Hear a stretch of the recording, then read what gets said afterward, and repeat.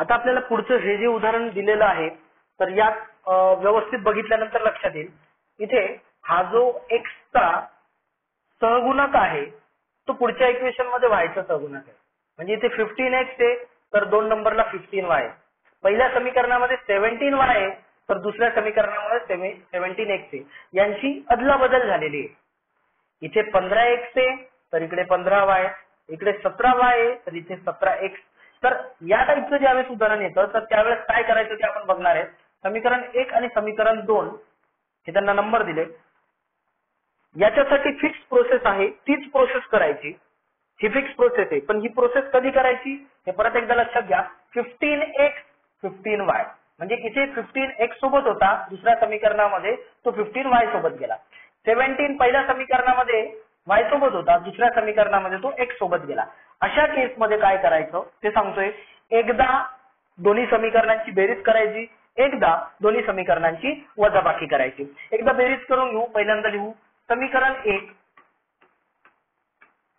1 व समीकरण 2 यांची बेरीज करून.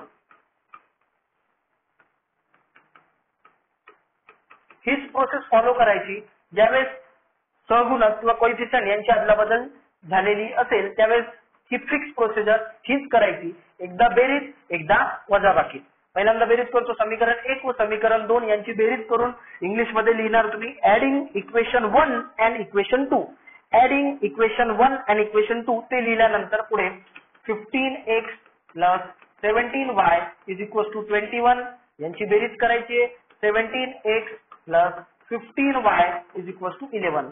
बेरीज केल्यानंतर यांची बेरीज येते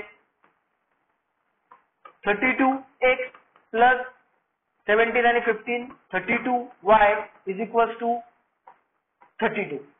आता ज्यावेळेस आपण इथे बघतो आपल्याला असं लक्षात येतं की x चा कोएफिशियंट आणि y चा कोएफिशियंट सेम आहे. x चा कोएफिशियंट आणि y चा कोएफिशियंट सेम आहे आणि इकडे जी पण संख्या येते बरोबर चिन्हाच्या उजव्या बाजूला ती संख्या अशी असते की त्याला x चा कोएफिशियंट आणि y चा कोएफिशियंट जो कोणी असेल इथे 32 आहे 32 ने भाग जातो. बरोबर चिन्हाच्या उजव्या बाजूला जी पण कुठली संख्या असेल त्या संख्येला x च्या कोएफिशियंटने y च्या कोएफिशियंटने भाग जातो. x च्या सहगुणकाने आणि y च्या सहगुणकाने भाग जातो. इथे 32 आहे सर्वांना आपण 32 ने भाग देऊ शकतो म्हणून इथे लिहून घेतो. समीकरणाच्या दोन्ही बाजूस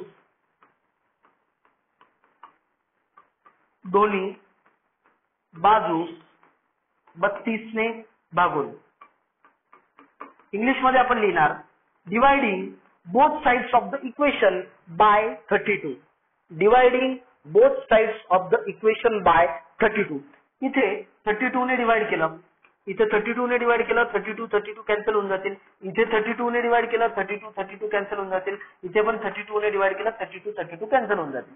मग आता इथे काय उरेल ते लिहितो. 32 ला 32 ने डिवाइड केलं 1x उरला. 1x असं लिहिण्याची गरज नाही. त्याच्या ऐवजी आपण फक्त x हा 1 नाही लिहिला तरी चालतो म्हणून त्याच्या ऐवजी आपण फक्त लिहूया x. तसंच उरतोय 1y तिथे पण आपण लिहू y. 32 divided by 32. 32 ला 32 ने डिवाइड केलं आन्सर आलं 1. हा 1 आपण लिहून घेऊ 1. हे आपल्याला मिळालं समीकरण नंबर 3.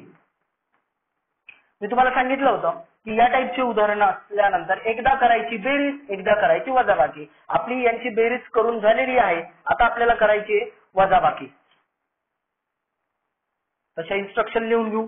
समीकरण आपण काय करू समीकरण 1 मधून समीकरण 2 वजा करू. समीकरण 1 मधून समीकरण 2 वजा करायचे तसं लिहून घेऊया. समीकरण 1 मधून समीकरण 2 वजा करू. इंग्लिश मध्ये लिहिताना काळजी घ्यायची ही सिक्वेन्स फक्त उलटी होणार. समीकरण 1 मधून 2 वजा करतोय तर लिहिताना असं होईल सबट्रॅक्टिंग इक्वेशन 2 फ्रॉम 1. आपल्याला 2 ला सबट्रॅक्ट करायचे फ्रॉम 1. म्हणजे याचा अर्थ होतो 1 मधून ज्यावेळेस आपण 2 वजा करतो तर इंग्लिश मध्ये म्हणताना म्हटलं जातं सबट्रॅक्टिंग 2 फ्रॉम 1. सबट्रॅक्टिंग 2 फ्रॉम 1 म्हणजे 1 मधून 2 आपण वजा करतोय. आपण लिहून घेऊया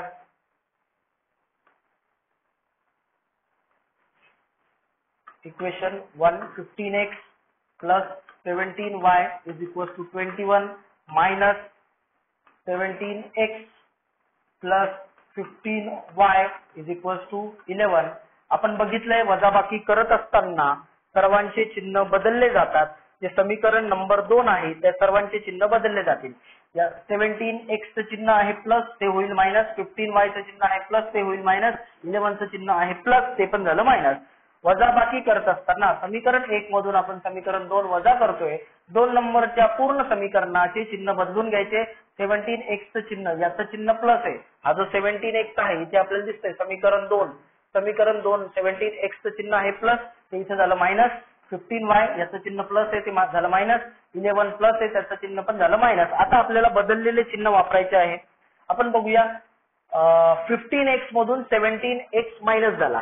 15x मधून 17x मायनस झाला. आन्सर आलं -2x.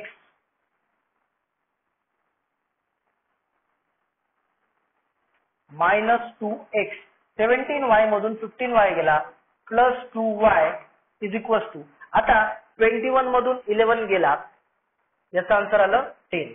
मी तुम्हाला सांगितलं होतं की ज्यावेळेस आपण एकदा बेरीज आणि एकदा वजाबाकी करतो त्यावेळेस 99.99% असे आन्सर येतात. इथे 32x आलं तर इकडे 32y येतं आणि या बाजूची जी संख्या असेल तिला 32 ने डिवाइड होईल. मग ती संख्या 64 पण असू शकते कारण तिला 32 ने डिवाइड होईल. इकडे बघा इथे 2 आहे, इथे 2 आहे आणि इकडची जी संख्या आहे ती अशी असेल की जिला 2 ने डिवाइड होतं. प्रत्येक वेळी अशाच पद्धतीचं उदाहरण येतं. एकदा बेरीज केली त्यावेळेस 32 ची सिरीज आली, x सोबत 32 y सोबत 32 आणि इकडे अशी संख्या येते जिला 32 ने डिवाइड होईल. वजाबाकी केल्यानंतर इथे 2 इथे 2 x सोबत 2 y सोबत 2 आणि इकडची संख्या अशी असते की जिला 2 ने डिवाइड होईल. आता सर्वांना 2 ने भागून घेऊ. जसं पहिल्या वेळेस आपण सर्वांना 32 ने डिवाइड करून घेतलं होतं. इथे समीकरणाच्या दोन्ही बाजूस 2 ने भागून, समीकरणाच्या दोन्ही बाजूस 2 ने भागून. इंग्लिश मध्ये लिहिणार dividing both sides of the equation by 2. आता -2x ला 2 ने डिवाइड केलं हा झाला -x, 2y ला 2 ने डिवाइड केलं हा झाला y, 10 ला 2 ने डिवाइड केलं याचा आन्सर आला 5. इथे -2 ला 2 ने डिवाइड केलं, -2 ला 2 ने डिवाइड केलं, -1x हा 1 इथे लिहिण्याची गरज नाही, -1x 1 लिहिण्याची गरज नाही, -x लिहिलं.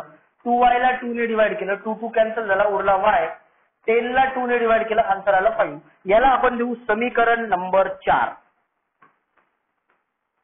आता आपल्याकडे फ्रेश इक्वेशन आहे समीकरण 3 आणि समीकरण 4. समीकरण 3 आणि समीकरण 4 याच्यावरती एका चलाचा लोप करून ही जी पद्धती आपण वापरलेली आहे ती वापरायची, इलिमिनेटिंग मेथड वापरायची. त्याच्यासाठी इकडे लक्ष दिलं, x इकडे प्लस x आहे, इकडे मायनस x आहे, इकडे प्लस x आहे, इकडे मायनस x आहे. जर आपण दोघांची बेरीज केली तर ते plus x minus x cancel होतील, प्लस एक्स आणि मायनस एक्स कॅन्सल होईल म्हणजे एक्सचा लोप होईल आणि उरेल Y. Plus x minus x cancel करण्यासाठी जर इथे दुसरं काही असतं, समजा इथे 3 असता तर आपल्याला इकडे 3 ऍडजस्ट करावा लागला असता, पण या उदाहरणामध्ये तशी गरज पडत नाहीये. इथे प्लस एक्स इथे मायनस एक्स दोघांची बेरीज केली तर ते ऑटोमॅटिकली कॅन्सल होतील. तसं लिहून घेऊ समीकरण 3 व समीकरण 4 यांची बेरीज करून.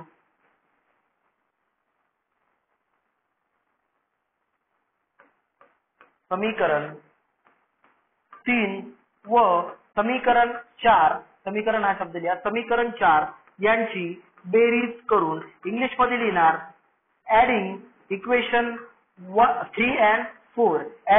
ऍडिंग इक्वेशन 3 and 4 समीकरण 3 व समीकरण 4 यांची बेरीज करून आपण बेरीज करू.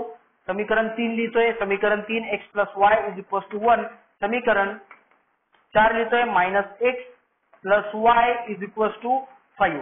यांची बेरीज करत असताना +x - x हे कॅन्सल होतील, इथे 0 येईल, तो 0 लिहिण्याची गरज नाही. y + y इथे आपण लिहून घेऊ 2y, y + y 2y, 5 + 1 6, y = 6.